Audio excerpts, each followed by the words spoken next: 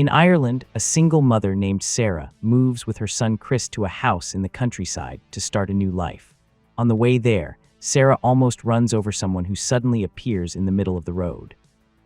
After making sure Chris is okay, she gets out of the car to check on the stranger, who turns out to be Noreen, an elderly woman who keeps whispering, "He is not my son."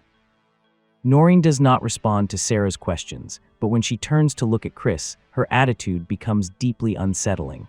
Sarah decides not to take any risks, picks up the side mirror that broke in the impact, and drives away with her son. Raising Chris alone is not easy for Sarah, and they sometimes argue over small things, such as how picky he is about food. Even so, their relationship is strong. Sarah always hugs him and tells him she loves him. They also have a small game in which they make funny faces to make each other laugh. One day, during lunch, Chris screams when he finds a spider in the kitchen. Sarah catches it and releases it outside, but Chris does not like this, since he believes it could come back. Upset, he says that his father would have killed it, and then asks Sarah why his father did not move with them.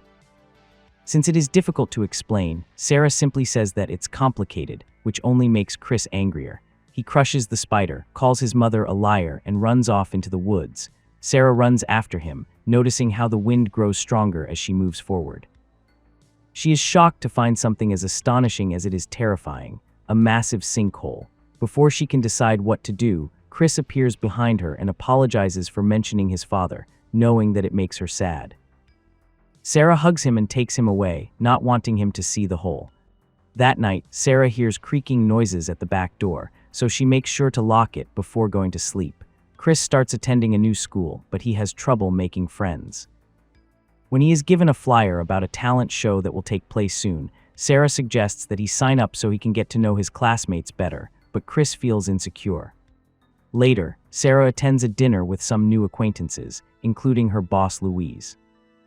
While everyone shares strange stories, Sarah hears people talking about Noreen, whom the town considers crazy.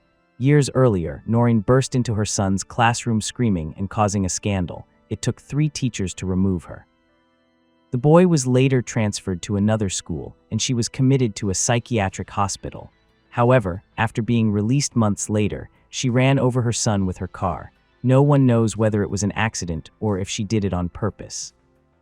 When she returns home, Sarah cannot sleep, paying close attention to how the wind blows and to every creaking sound in the house. Suddenly, a door slams shut. She rushes out of her bedroom to check on Chris, but she cannot find him in his bed or anywhere else in the house. She quickly goes downstairs and sees that the back door is open. Alarmed, she grabs a flashlight and goes out to search for her son in the middle of the night. The forest is dark and terrifying at that hour, so Sarah cannot endure it for long. As soon as she hears strange noises, she runs back to the house and calls the police. However, she hangs up immediately when she turns around and sees Chris standing by his bedroom door, saying that he has been there the whole time.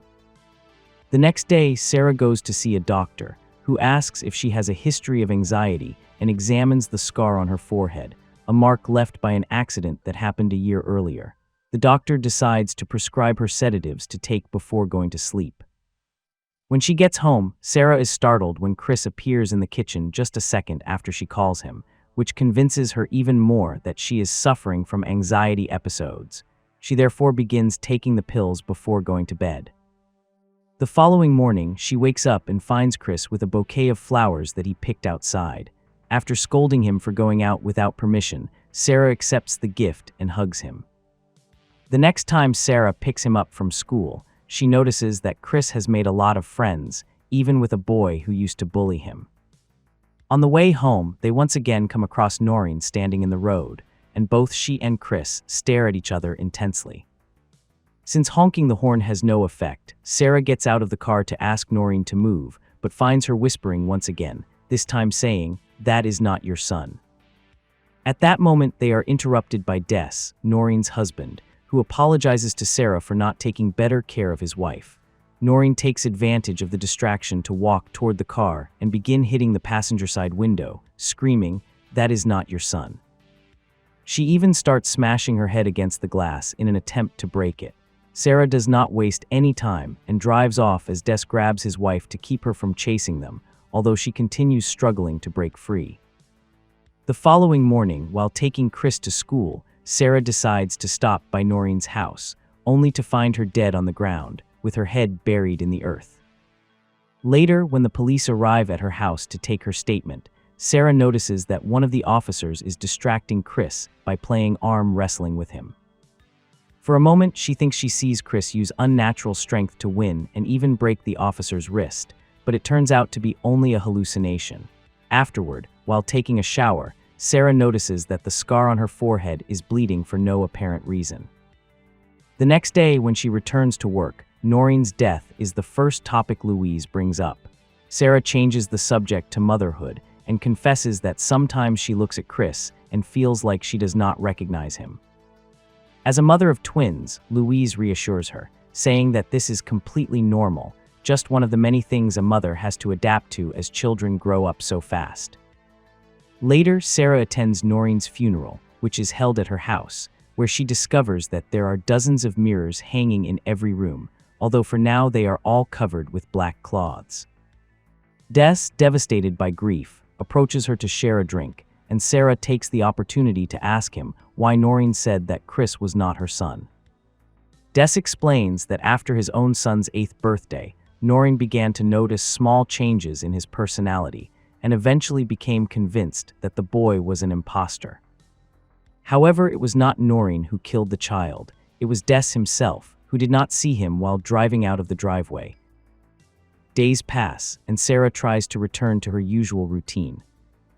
While running through the forest, she finds Chris's favorite action figure on the ground and decides to go check the sinkhole, from which incomprehensible whispers can be heard. Later, during lunch, Sarah is surprised to see Chris enthusiastically devour a type of food that he used to hate. She then decides to confront him about the toy. Chris denies having left the house, but Sarah shows him the action figure and pressures him to tell the truth, until Chris becomes enraged and pushes the table toward her with completely unusual strength. As soon as he realizes what he has done, he apologizes and locks himself in his bedroom. When night falls, Sarah begins to hear strange noises coming from Chris's bedroom. She cautiously approaches and spies through the keyhole and the gap beneath the door, allowing her to see an alarming scene. Chris moves around the room on all fours, catches a spider, and eats it. This is too much for Sarah, so she runs back to her room. When Chris comes to see her, she simply wishes him good night as if nothing were wrong. The next day, Sarah takes Chris to the doctor, who finds nothing out of the ordinary during the examination. In private, Sarah explains that Chris's behavior is changing, but the doctor is more concerned about Sarah's mental health and asks whether the scar on her forehead was caused by Chris's father, and not by an accident, as she had said. After the appointment, Sarah decides to buy a video camera and hide it inside the wall of Chris's bedroom. That night, she also decides to stop taking her pills. The following morning, Chris continues eating large amounts of food. Sarah apologizes for her strange behavior lately, and Chris responds by touching her scar and violently inserting his fingers into it. Fortunately, it is only a nightmare.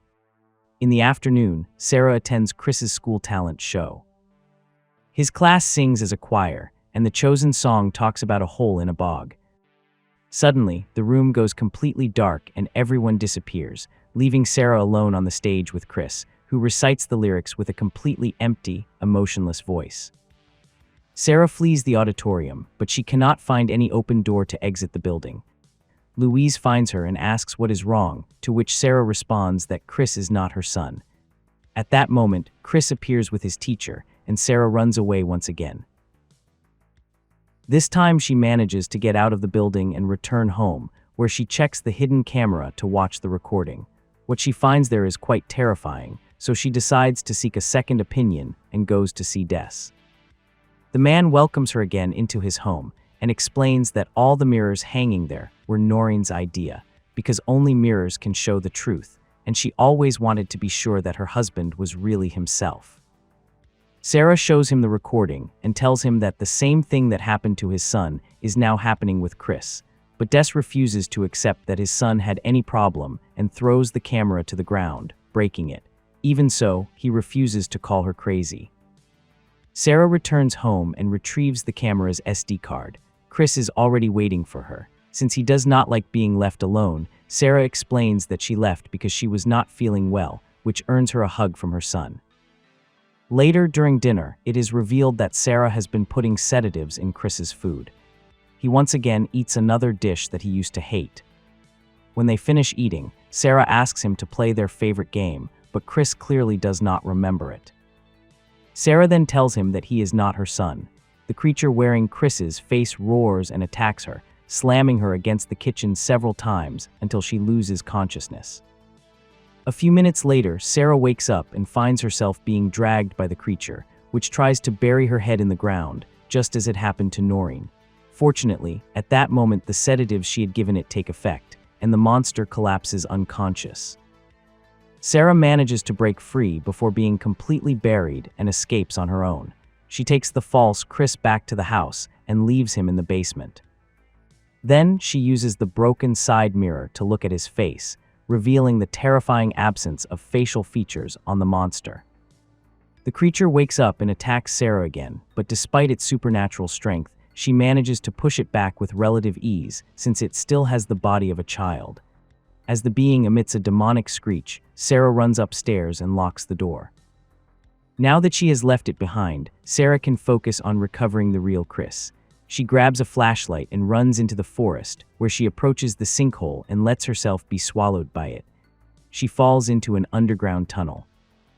The space is very narrow, but Sarah crawls as best she can until she emerges into a wider cavern. There she finds a pile of human bones, but also Chris unconscious. She lifts him immediately and prepares to escape. At that moment, she realizes they are not alone. A group of faceless creatures begins to wake up and prepares to chase her. The tunnel she must escape through is even harder to navigate while carrying a child, but that also means that only one creature can enter at a time. One shapeshifter manages to grab her wrist and begins copying her face, but Sarah hits it with the flashlight until she manages to free herself. Once outside the sinkhole, she confirms that Chris is still alive when she sees him wake up. They run back home and Sarah heads for the car, but the doors are locked. She leaves Chris next to the vehicle and goes into the house to get the keys. Meanwhile, she hears the false Chris calling her from the basement. There is only one way to escape all of this. Sarah sets the house on fire before driving away in the car with her real son. Weeks later, mother and son have begun a new and happy life in the city. Sarah constantly takes photos of Chris to make sure that it is really him, and their new home has dozens of mirrors hanging on every wall.